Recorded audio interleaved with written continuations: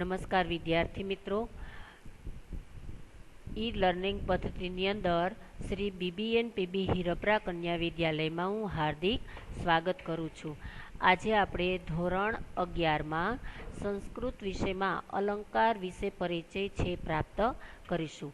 અત્યાર સુધી આપણે ગુજરાતીની અંદર અને હિન્દીની અંદર અલંકારો છે એની સમજૂતી છે પ્રાપ્ત કરી। હવે આજે સંસ્કૃતની અંદર આપણે અલંકારો છે એની સમજૂતી છે પ્રાપ્ત કરીએ। તો સૌથી પહેલાં આપણે સમજીએ કે અલંકાર છે એટલે શું। તો અલંકાર છે એ કયા શબ્દ ઉપરથી આવેલો છે? તો અલંકાર છે એ અલમ પ્લસ ક્રુ એટલે કે અલંગ પ્લસ ક્રુ શબ્દ ઉપરથી અથવા અલમ પ્લસ ક્રુ ધાતુ મળીને એ બનેલો અલંકાર શબ્દ છે। કઈ ધાતુ ઉપરથી? અલમ પ્લસ ક્રુ એ ધાતુ ઉપરથી આપણે અલંકાર શબ્દ છે બનેલો છે।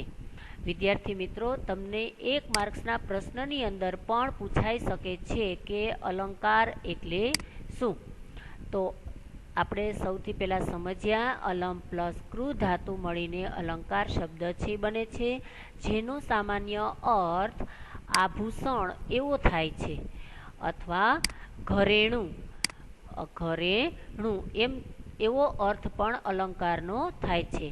આભૂષણો જેમ શરીરની શોભા વધારે છે, તેમ આ જે અલંકાર શબ્દ છે એ કાવ્યની શોભા વધારે છે। એટલે કે એની અંદર કાવ્યની શોભામાં શું કરે છે?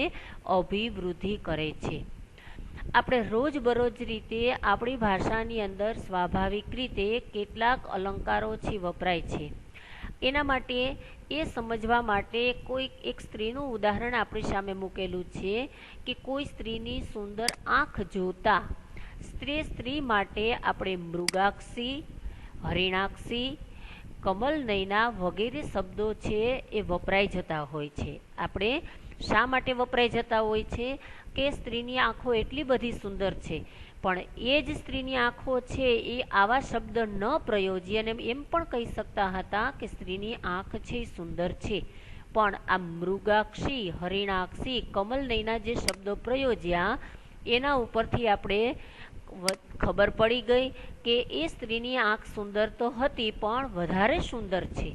એટલે વિશેષ વક્તવ્યને સચોટ અને પ્રભાવોત્પાદક બનાવવા માટે અલંકાર છેનો ઉપયોગ થાય છે અને તેથી જ સાહિત્ય સર્જનમાં અલંકારનું સ્થાન છે એ ખૂબ જ મહત્વનું છે। હવે આપણે જોઈ લઈએ કે અલંકારના પ્રકારો। તો અલંકારના પ્રકારોની અંદર તો સંસ્કૃત ભાષાની અંદર અલંકારના મુખ્ય 2 પ્રકાર પડે છે, પણ 3 પ્રકાર જે શબ્દ છે એનો ઉભ્યા અલંકાર છે પેટા પ્રકાર દર્શાવે છે। સંસ્કૃત ભાષાની અંદર અલંકારના 3 પ્રકાર પડે છે। એમાં પ્રથમ શબ્દાલંકાર, બીજો અર્થાલંકાર અને ત્રીજો ઉભ્યા અલંકાર। હવે તમારી સામે એમ મૂકે પ્રશ્ન કે મુખ્ય પ્રકાર જણાવો, તો આપણે આ 2 જ પ્રકાર છે એ દર્શાવવાના છે, શબ્દાલંકાર અને અર્થા અલંકાર। હવે એ 3 અલંકારમાંથી આપણે સૌથી પહેલાં શબ્દાલંકાર વિશે સમજૂતી છે પ્રાપ્ત કરીએ કે શબ્દ દ્વારા જે કાવ્યની શોભા વધે તેને શબ્દાલંકાર છે કહેવામાં આવે છે। અને શબ્દાલંકારમાં શબ્દ બદલી નાખતા એ અલંકાર છે એ અદ્રશ્ય થઈ જાય છે। શું થઈ જાય છે? અલંકાર છે એ અદ્રશ્ય છે એ થઈ જાય છે। એ જ રીતે આપણે જોઈએ તો અર્થા અલંકાર, શબ્દાલંકાર જોયો તો એ જ રીતે આપણે એનો બીજો પ્રકાર જોઈ લઈએ કે અર્થા અલંકાર। કે અર્થાલંકાર દ્વારા અર્થ દ્વારા જે કાવ્યની શોભા વધે એને શું કહેવાય છે? અર્થા અલંકાર। શબ્દ દ્વારા શું થતું હતું? શબ્દ અલંકાર બનતો હતો, જ્યારે અર્થાલંકાર દ્વારા અર્થ અલંકાર છે બને છે. અર્થાલંકારમાં શબ્દનો પર્યાય, પર્યાય એટલે સમાનાર્થી, એના જેવો જ બીજો શબ્દ, એને શું કહેવાય છે? પર્યાય અથવા સમાનાર્થી. હવે અર્થાલંકારમાં જો એની જગ્યાએ બીજો શબ્દ મૂકવામાં આવે તો પણ અલંકાર છે એ શું કરે છે? કાયમને માટે રહે છે. આ કયા અલંકારમાં જોવા મળે છે? અર્થાલંકારમાં.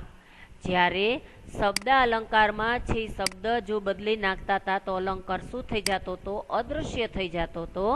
અહીંયા શબ્દ શું થાય છે? બદલી કાયમ રહે છે, એટલે કે અર્થાલંકાર છે એમાં કોઈ ફેર પડતો નથી. એનો ત્રીજો પ્રકાર છે ઉભયા અલંકાર. આપણે સૌથી પહેલા ઉભય શબ્દ છે ને સમજૂતી પ્રાપ્ત કરીએ કે ઉભય એટલે બંને. બંને એટલે શું? કે શબ્દ અને અર્થ. એ શબ્દ અને અર્થ એ બંને દ્વારા જે કાવ્યની શોભા વધે એને શું કહેવાય છે? ઉભયા અલંકાર. કારણ કે અહીંયા શબ્દ અને અર્થ છે એ બંને સાથે જોવા મળશે. આપણા કોર્સની અંદર આપણી સામે 4 અલંકારો છે, આપણા અભ્યાસક્રમની અંદર છે. ઉપમા, ઉત્પ્રેક્ષા, ત્રીજો રૂપક અને ચોથો અતિશયોક્તિ. એમાં સૌથી પહેલા આપણે જોઈ લઈએ ઉપમા અલંકાર. તો ઉપમા અલંકારની અહીંયા જે લક્ષણ શબ્દ તમારી સામે મૂકેલું છે બાળકો, લક્ષણ એટલે એને આપણે વ્યાખ્યા પણ કહી શકીએ. તમને ક્યારેક પરીક્ષામાં પ્રશ્ન મૂકે કે ઉપમા અલંકારનું લક્ષણ શું, તો આપણે ખબર લક્ષણ આવડતું હોય પણ જો વ્યાખ્યા એ જ લક્ષણ છે એવો ખ્યાલ આપણા માનસની અંદર ના હોય તો આપણે માર્ક્સ છે એ આવડતું હોય છતાં પણ ગુમાવી બેસીએ છીએ. એટલે અહીંયા જે લક્ષણ છે એ જેની શું છે? વ્યાખ્યા. લક્ષણ જોઈએ તો સાધર્મ્યમ ઉપમા ભેદે. અહીંયા જે સાધર્મ્ય શબ્દ વાપેલો છે સરખાપણું. ઉપમા એટલે ઉપમા અલંકાર. હવે બે જુદી જુદી વસ્તુઓ છે, એ જુદી જુદી વસ્તુઓ વચ્ચે રહેલા એક સમાન ધર્મને શું કહેવાશે? એક સમાન ધર્મને. હવે એક સમાન ધર્મને કારણે જ્યારે એકને બીજાની સાથે સરખાવવામાં આવે છે ત્યારે ઉપમા અલંકાર છે એ બને છે. એટલે કે અહીંયા એમ પણ કહી શકાય કે તેને ઉપમા અલંકાર કહેવાય છે. ક્યારે? કે બે જુદી જુદી વસ્તુઓ વચ્ચે રહેલા એક સમાન ધર્મને કારણે જ્યારે એકને બીજાની સાથે સરખાવવામાં આવે છે ત્યારે. હવે અહીંયા બે એટલે શું? તો જે ઉપમા અલંકાર છે એ ઉપમા અલંકારની અંદર કુલ 4 તત્વો છે. તત્વો અથવા અંગો. તમને ક્યારેક અંગો મૂકે કે ઉપમા અલંકારના અંગો જણાવો અથવા તત્વો જણાવો, તો કુલ કેટલા તત્વો છે? 4. તો એ 4 તત્વોમાંથી સૌથી પહેલું છે ઉપમેય. હવે આપણે આ 4 અંગોની સમજૂતી પ્રાપ્ત કરી લઈએ કે જેથી ઉદાહરણની અંદર આપણે ઉપમેય, ઉપમાન, ઉપમા પ્રતિપાદક શબ્દ અને સાધારણ ધર્મ છે શોધતા આપણે આવડી જાય અથવા ઓળખતા આવડી જાય. તો ઉપમેય શું છે? તો જેની સરખામણી કરવામાં આવે. શેનું છે બાળકો? કે જેની સરખામણી કરવામાં આવે તે ઉપમેય. હવે જેની સાથે અહીંયા જે ઉપમાન છે બીજું કે ઉપમેયની જેની સાથે સરખામણી કરવામાં આવે. અહીંયા આપણે ઉપમેય તો મળી ગયું. હવે તો એ ઉપમેય મળી જાય પછી એની સાથે ઉપમાન છે એ શોધવાનું છે.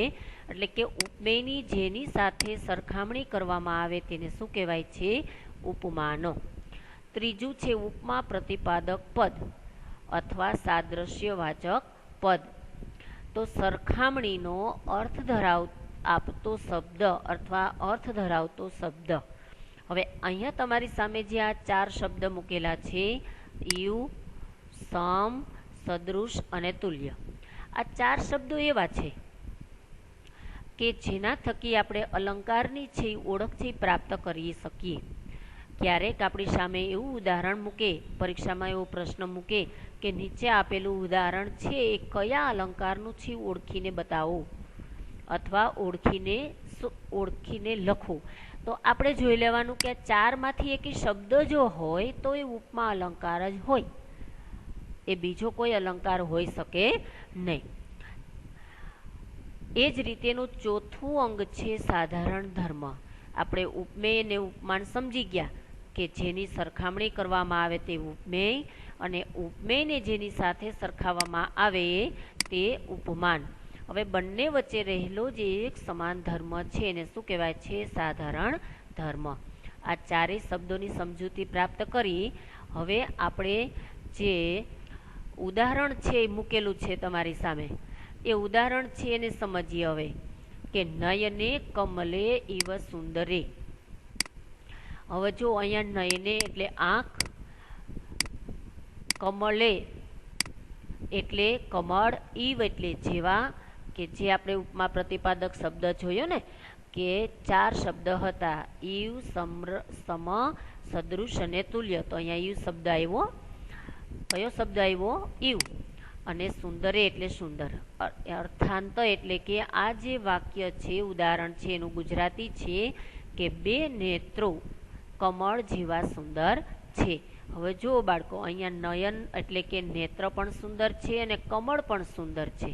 એટલે અહીંયા નેત્ર છે, કોની સરખામણી કરવામાં આવી? નયને. આંખની સરખામણી કોની સાથે થઈ? કમળ સાથે. એટલે જેની સરખામણી કરવામાં આવે તે ઉપમેય, પછી જેની સાથે સરખામણી કરવામાં આવે તે ઉપમાન, એટલે એ કમલે શું થશે? ઉપમાન. અને જે ઉપમા પ્રતિપાદક શબ્દ શોર્ટ ફોર્મ તમારી સામે મૂકેલું છે કે એ શબ્દ ઈવ આપણે મળેલો. અને ચોથું અંગ છે સાધારણ ધર્મ, કે બંને સુંદર છે, કે બંને ઉપમેય અને ઉપમાન બંને વચ્ચે જે સરખાપણું હોય એને શું કહેવાય? સાધારણ ધર્મ. તો અહીંયા નયન પણ સુંદર છે, કમળ પણ સુંદર છે, એટલે અહીંયા સુંદર શબ્દ છે એ શું બનશે? સાધારણ ધર્મ. આપણે ઉદાહરણ સમજ્યા, એના ચારેય અંગો સમજ્યા, અને હવે આપણે પૂર્ણોપમા. પૂર્ણ એટલે જે પૂરેપૂરું હોય એને કહેવાશે પૂર્ણ. હવે આ ચાર ઘટકો આપ્યા છે. કયા ઘટકો? જે ઉપમા અલંકારના ચાર અંગો છે તે, ચાર તત્વો છે તે. એ ચારેય ઘટકો જેમાં હોય એટલે કે જે ઉદાહરણની અંદર હોય એને શું કહેવાશે? પૂર્ણોપમા કહે છે.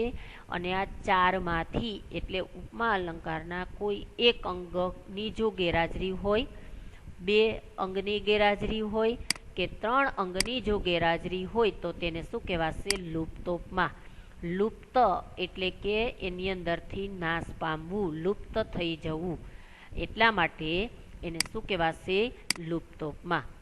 વિદ્યાર્થી મિત્રો, આપણે આખા અલંકાર છે એટલે કે અલંકાર શબ્દ છે, સૌથી પહેલાં કે અલંકાર એટલે શું, ત્યાર પછી અલંકારના પ્રકારો એ જોયા, શબ્દાલંકાર જોયો, ત્યાર પછી અર્થાલંકાર જોયો અને ઉભય અલંકાર જોયો.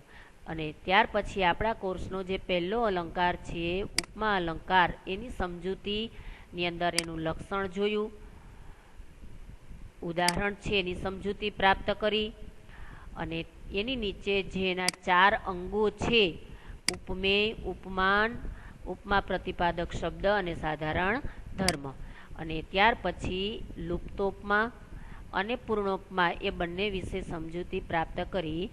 હવે આમાંથી આપણે એવું પ્રશ્ન આપણી સામે મૂકે કે ઉપમા અલંકારના પ્રકારો કયા કયા છે, અથવા ઉપમા અલંકારના ચાર અંગોના નામ લખો. ક્યારેક તમારી સામે એમ પણ પ્રશ્ન મૂકે કે અલંકાર એટલે શું, અલંકારના પ્રકારોના નામ લખો. વિદ્યાર્થી મિત્રો, આજે આપણે એટલે સુધી સમજૂતી છે પ્રાપ્ત કરી, અભ્યાસ કર્યો. હવે આવતા પીરિયડની અંદર આપણે બીજા અલંકારની છે સમજૂતી પ્રાપ્ત કરશું. આભાર.